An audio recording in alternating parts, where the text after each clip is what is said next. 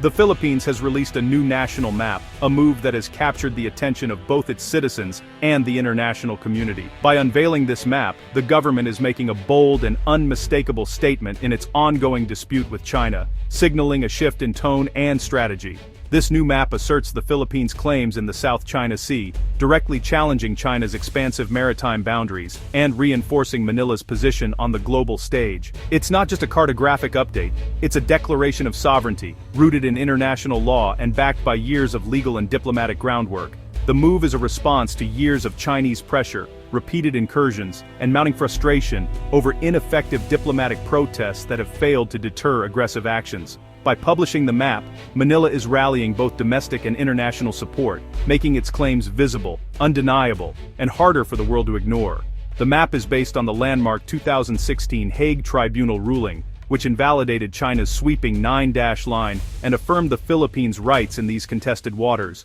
Now the Philippines is turning that legal victory into a practical tool for lawfare, using the map as both a legal reference and a diplomatic weapon. It provides a unified reference for citizens, government officials, and the world, reinforcing national resolve and educating the next generation about the country's maritime rights.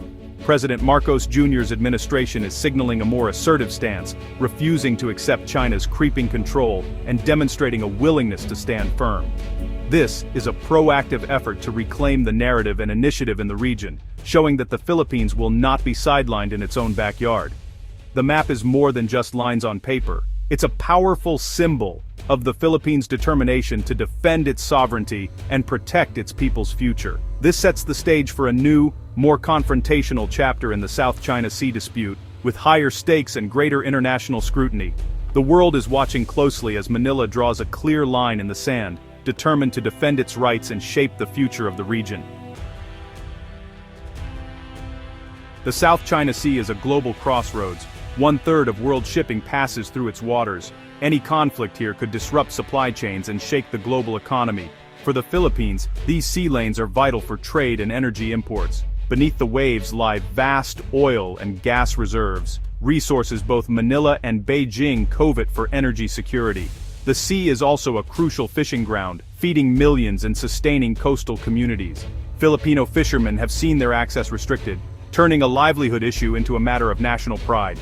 The struggle is about more than economics, it's about identity and survival. Militarily, the South China Sea is a strategic prize. China seeks to project power while the US and its allies insist on freedom of navigation. This makes the region a flashpoint where global interests collide. The stakes couldn't be higher for the Philippines, or the world. Tensions have escalated dramatically in the South China Sea, as rival naval forces find themselves locked in increasingly dangerous encounters. The region, already a flashpoint for territorial disputes, has seen a surge in confrontations that threaten to spiral out of control. Recent months have witnessed a series of alarming incidents at sea, with vessels sustaining damage and emergency crews rushing to respond. In August 2025, a Chinese Navy destroyer collided with a Philippine vessel near Scarborough Shoal, causing severe damage and sparking outrage in Manila.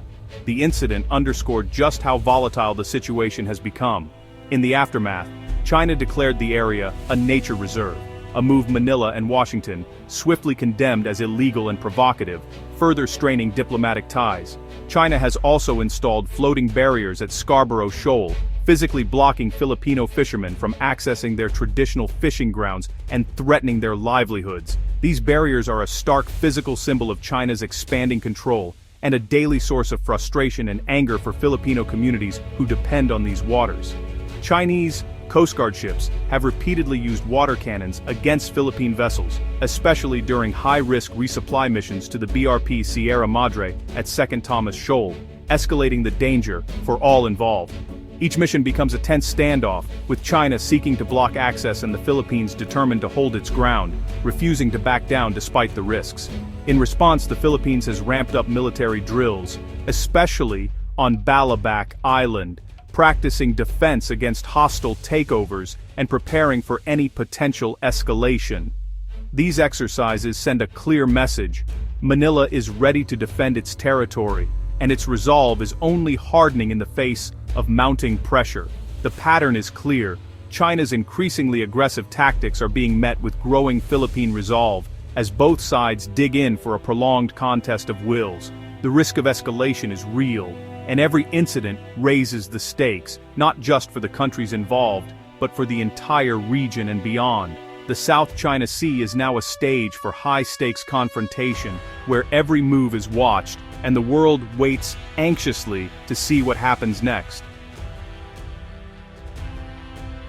The battle for the South China Sea is as much about narratives as it is about territory. Manila grounds its claims in the 2016 Hague ruling, demanding China respect international law and withdraw from Philippine waters. President Marcos Jr. vows not to yield 1 square inch of territory, framing the Philippines as a small nation standing up to a giant. The government highlights the impact on Filipino fishermen, personalizing the conflict and rallying support. China, meanwhile, rejects the tribunal ruling, insisting on indisputable sovereignty based on centuries-old claims. Beijing accuses Manila of provocation and claims its actions are legitimate law enforcement. China frames itself as defending historical territory against Western interference. With both sides entrenched, dialogue is scarce, and accusations fly. Each government claims to be acting defensively, while blaming the other for aggression. The war of words ensures the dispute remains deeply polarized. The U.S. is a key player in the South China Sea, backing the Philippines as a treaty ally. Washington has ramped up military training, financial aid, and joint exercises with Manila. A major focus is strengthening the Philippine Coast Guard, with U.S.-funded training and equipment upgrades. The U.S. has pledged $500 million to modernize the Philippines' defense capabilities. Joint military drills have grown in scale, reinforcing the 1951 Mutual Defense Treaty. The U.S. has clarified that attacks on Philippine vessels in the South China Sea will trigger treaty obligations. This support is a clear signal to Beijing. The U.S. stands with Manila. Critics warn of risks, drawing the Philippines deeper into U.S.-China rivalry and potential overdependence on American support. Still, Manila sees the alliance as its best security guarantee. The partnership is central to the Philippines' strategy to counter Chinese pressure. The U.S.-Philippine alliance is now more vital than ever.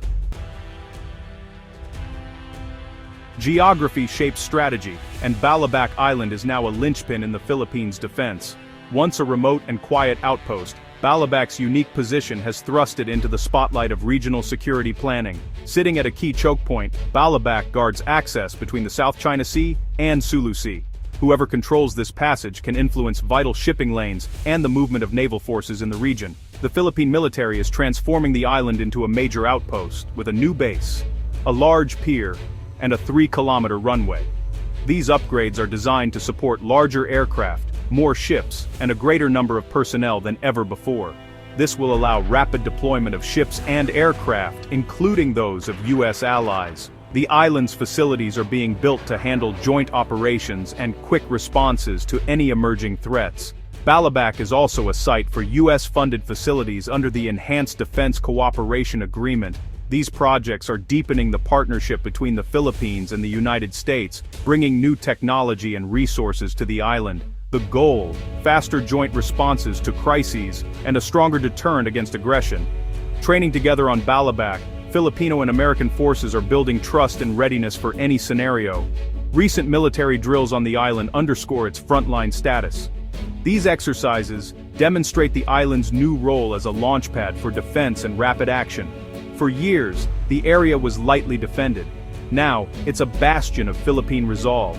The transformation is both physical and symbolic, marking a new era for the island. The buildup signals a shift to a more robust defense posture. New radar systems and patrols are making Balabac a watchful sentinel over the surrounding seas. Balabac is becoming the Philippines' forward shield in the South China Sea. Its presence is a warning to would-be aggressors and a reassurance to allies. The island's transformation is a clear message. Manila is preparing for any challenge, determined to defend its sovereignty and secure its future in these contested waters. As Manila deepens ties with the U.S., China is building its own network of partners. Beijing is strengthening maritime cooperation with countries like Indonesia, aiming to prevent a united Southeast Asian front. China prefers bilateral deals, where its influence is greater. Beyond the region, China has signed maritime agreements with Russia, adding strategic weight. These partnerships are designed to counterbalance US-led alliances and legitimize China's actions. The result, a more divided region, with countries pressured to choose sides. The South China Sea is now a battleground of competing coalitions. The South China Sea conflict is fought in the gray zone, coercion without open war. China uses its Coast Guard and maritime militia to assert claims, avoiding direct military confrontation. Tactics like water cannons, ramming and blinding lasers intimidate without crossing the threshold of war. Civilian-looking vessels swarm and block Philippine ships, creating dilemmas for Manila and its allies. The Philippines is fighting back with assertive transparency, publicizing incidents and exposing China's actions to the world. Journalists are embedded on Coast Guard vessels, and every confrontation is documented and shared. The goal: win international opinion and impose reputational costs on Beijing. The US and Philippines must counter these tactics without escalating to open conflict. The gray zone is a dangerous space. One misstep could spark a crisis. The struggle is now as much about perception as it is about territory.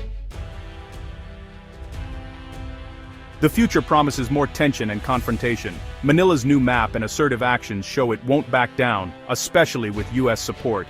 China is equally determined, using gray zone tactics to maintain control. The risk of accidental clashes is rising as more ships crowd contested waters. The US-Philippine alliance deepens, but so does the danger of superpower confrontation. A final resolution is distant. Neither side will compromise on core interests. The struggle will continue through legal, diplomatic, and gray zone battles. The South China Sea remains a test of wills, shaping the region's future for years to come.